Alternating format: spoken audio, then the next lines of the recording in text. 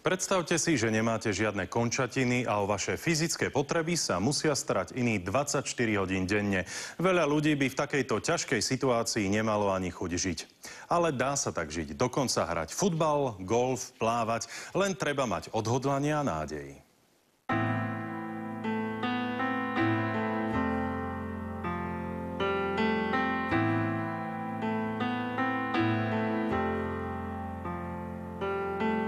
– 27-ročný Nick sa narodil ako bábätko bez končatín. Lekári nevedeli určiť príčinu. Jeho súrodenci sa narodili s rukami aj nohami. Nickové detstvo bolo teda úplne iné, keďže sa odlišoval od svojich rovesníkov. Dostával som veľa lásky a opory od mojej rodiny. Bolo to veľmi ťažké obdobie. Nemohol som robiť nič, čo mohli ostatní, ale všetci sa mi snažili pomáhať.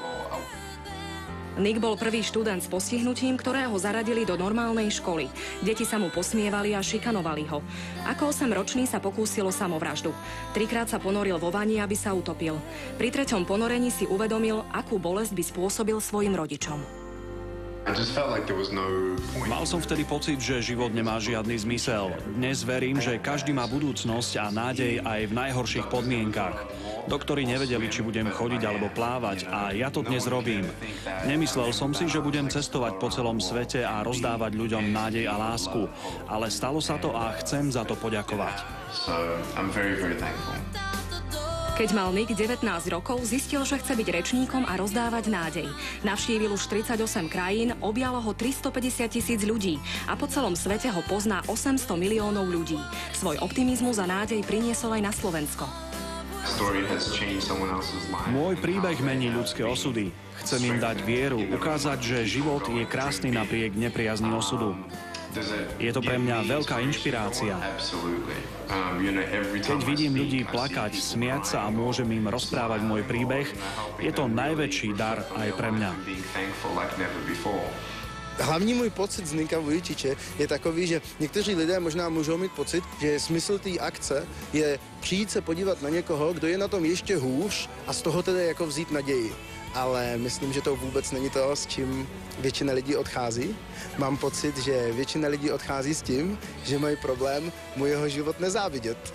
To jeden skvelý člověk, má v sebe obrovskou vnútornú silu, je pre mňa inšpiráciou, dá mi to taký pocit, aj my máme svoju cenu a svoju hodnotu. Myslím si, že ľudia sú o mnoho cennejší znútra ako zvonka.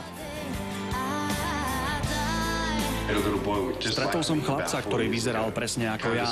Najkrajšie pocity som prežil, keď moji rodičia objali jeho rodičov. Bolo to nádherné. Tento deň považuje Nick za jeden z najkrajších v živote. Pochopil, že je na tomto svete preto, aby odovzdal svoje pocity a skúsenosti niekomu, kto je na tom rovnako ako on. Lidí cítí z Nicka, že je kompletně šťastný.